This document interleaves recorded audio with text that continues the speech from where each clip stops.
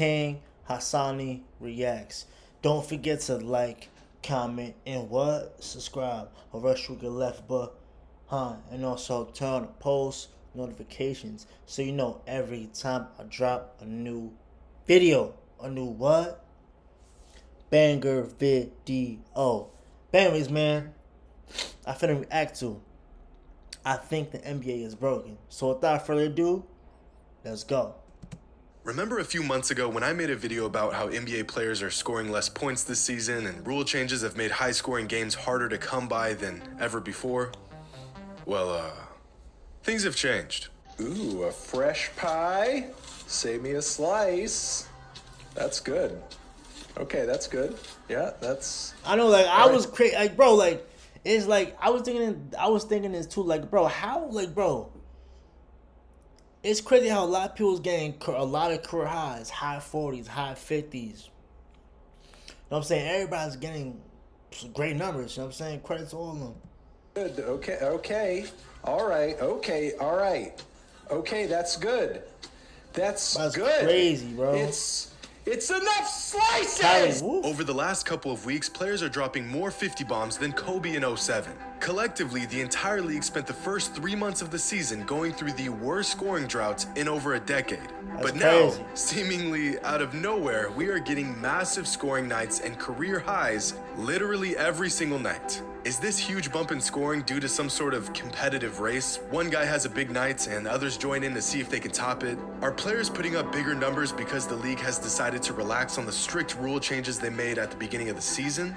Or is something much bigger going on? Like, a lot of great players is going to make their adjustments as far as, you know, how to score, when to score, you know, when to pass it, when to put the ball, grab the rebounds, and, you know, things like that. So, you know, they're going to find a way of scoring. So, you know.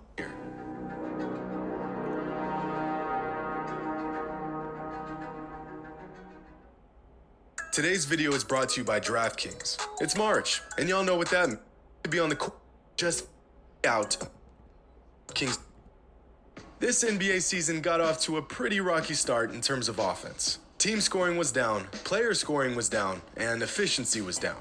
Among the top players in the league, there virtually wasn't a single player who was outperforming expectations, or even meeting expectations for that matter. We saw the first 50-point game of the season on November 8th, just 19 days after the start of the season. We wouldn't see the second 50-point game until December 12th, 2.5 months into the season and just 2 50-point games to show for it. Things began to heat up a bit in January with 4 50-point games in a single month. And closing out the end of February, the league added 2 more 50-point bombs, bringing the season total up to just 8. But on that last day of February, Ja Morant dropped a career-high 52 points against the Spurs. And then all hell broke loose. Hey, New York.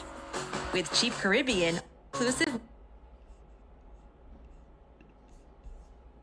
LeBron drops 56 points, the third highest single game total of his entire career. The next day, Jason Tatum scores 54. 2 days later, Kyrie Irving scores 50 points. 3 days later, LeBron scores 50. 2 days after that, Durant drops 53 points. A lot of great players, a lot of future Hall of Famers is scoring those points.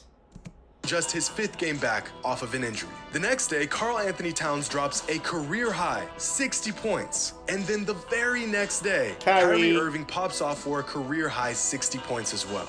The man is a part-time NBA player. And right when you thought this blistering scoring run was over, Sadiq freaking Bey drops a career-high 51 points against the Magic. That's dope.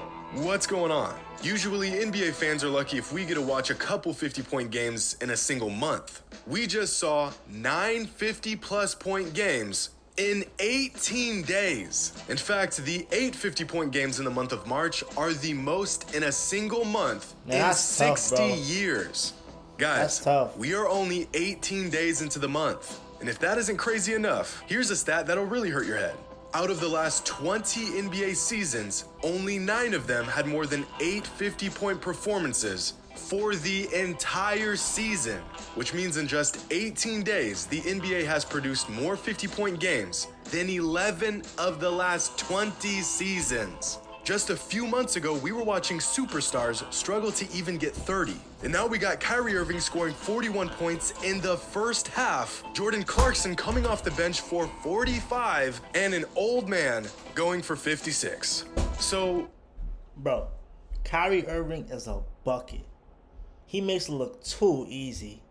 I love watching Kyrie play, man. Kyrie is amazing. what He's a future changed? Hall of Famer. Well, I think the explanation behind all these massive offensive games is very simple.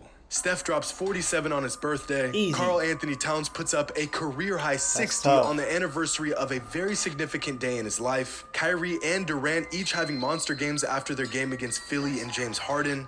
I think I see what's going on here. The NBA's best players are playing one big game of anything you can do, I can do better. Fueled by their innately competitive nature, these players are finding absolutely any reason to tee off on 30 shots and throw the playbook out the window as they barrel their way into the paint for another and one. Ja Morant's 52-point game was the first of this 3-week-long scoring barrage.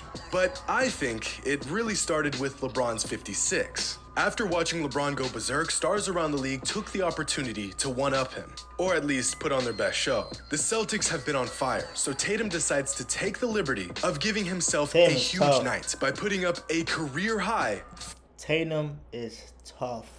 15 three-point attempts. Now, no one goes out and just attempts 15 threes. That's a And lot those of threes, 54 bro. points were no mistake. Jason Tatum went out of his way Oh to my have a career God. night. In the midst That's of talks tough. regarding health and politics, Kyrie drops off a 50-point game. As a Yo, bro, reminder, Kyrie be scoring Kyrie scored 60 points, and you know what I'm saying, he be scoring buckets. And every time when he's in a press conference, it's funny how he be like, yeah, like that.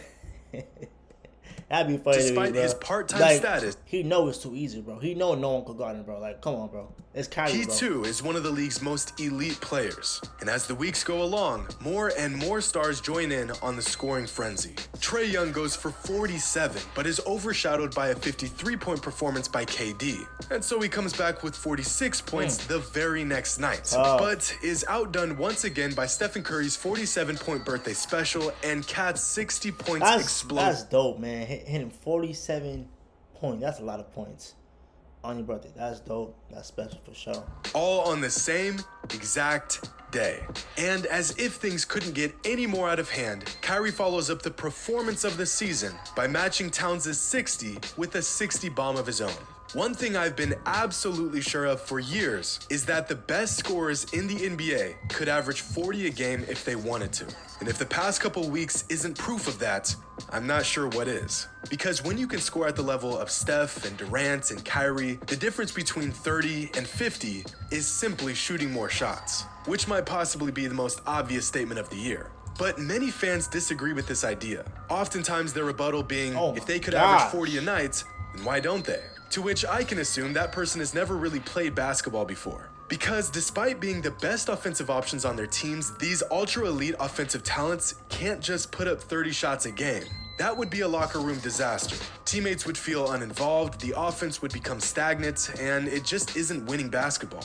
Michael Jordan ran into this problem a lot prior to the 1990 NBA season. Mike was scoring 40 points literally every other game for That's 3 crazy. years. He even had a stretch where he scored 40 plus points in 12 of 14 games. The dude could get a bucket at will, but it took him years to realize this style of play was never going to win him a championship. And as he found the exact role his team needed him to play, he began to win more and more as he scored the ball less and less. Trust me, if Kevin Durant wanted to average 40 a game, Easy. he could Easy. and would. If Easy. Giannis wanted to, he could. In fact, I'd argue that there are about a dozen players in the NBA right now that could go out and give you 40 a night if that was their sole mission. KD, Giannis, Easy. Steph, Kyrie, Harden. Introducing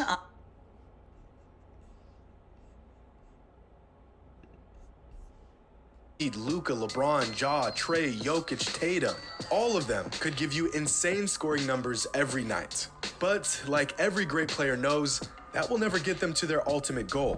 Take Kevin Durant, for example. Top 5 bucket make it look too easy. In NBA history, but doesn't have crazy scoring averages. This season, when Durant scores 30 points or more, his numbers look like this. Now, when he scores between 20 and 30 points this season, his shooting numbers look like this. The only real difference is how many shots he's putting up. Now, riddle me this. If Durant's efficiency is nearly the exact same from 20 points to 30 points, do you think his efficiency would change from 30 points to 40? Time's up. The answer is no. Durant, among other offensive stars, could absolutely give you crazy numbers every night if that was their only objective. That's facts. And over the last 3 weeks, we've seen what... Just like how when Kevin Durant was on Oklahoma City Thunder, yeah, they had James Harden, yeah, they have Russell Westbrook, Serge Ibaka, yeah, but still, like, Kevin Durant, to me now, like, he could simply outscore the ball, still do his thing. But now he has so much help as far as, Kyrie, Ben Simmons, things like that.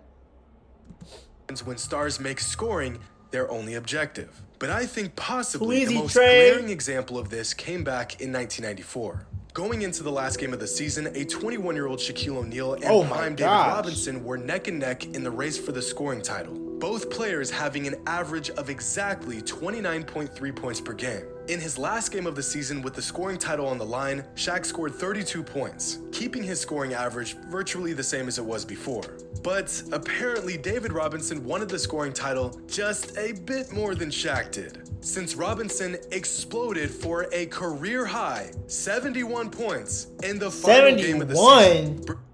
71? His That's scoring crazy, average bro. from 29.3 to 29.8 and securing the scoring title for the season. Now, both Shaq and David played their last games of the season on the same night, but David's game was earlier in the day, which means he had to put up as many points as possible in hopes that Shaq wouldn't top him later that day. So going into the game, David and the Spurs had one goal and one goal only. Give David the ball and get him as many points as humanly possible. Those 71 points were not a fluke. This historic night was no accident. David wanted to score a lot of points, and so he did just that. And there was nothing anyone could do about it. In an interview after the game, Robinson said, "It was unbelievable. As a leader, I just try to win games, but tonight my team really wanted me to shoot it. When the game started, they were looking for me almost every time down the court." Shaq also commented on Robinson's big night, saying, "They ran every play for him. If I hadn't been triple teamed and was selfish and tried to score every time I touched the ball, I could have scored 72. Like I said, big scoring nights are no fluke for great offensive players. Facts. If they want to go out and give you 50, they will go out and give you 50. Facts. Which brings us back to this unbelievable 3-week stretch of NBA basketball. Game after game of huge scoring nights and career highs. A lot of great players, man. A lot of future Hall Hall of of Fame. These Famers, players like really I want to said. win. Otherwise, we'd see this stuff far more often. There's nothing like tuning into a game and watching history unfold in real time. Facts, man. History is meant to be broken, for real. The crowd. To me, history is always meant to be broken, but I feel like Kareem Abdul-Jabbar with the 100 points, or I forgot who did, but it was one of those. 100 points, that's tough. That's tough. Erupt shot after shot, knowing the man with the hot hand is coming down the court with only a bucket on his mind and nothing the defense can do to stop him. When a great player decides he wants to go off, he's gonna go off. And when a dozen great players decide they want to go off, you get 50-point games every other night. So I guess these games aren't really unbelievable. In fact, they're all part of the plan. Hope you all enjoyed. And as always, I hope you enjoyed this vid. Don't forget to like, comment, subscribe if you're new, and also drop a comment. Like I always say, and tap in. All my social media will be in the link in my description. Make sure to follow me, support me, and show love. Peace. Road to 1K. Let's get it.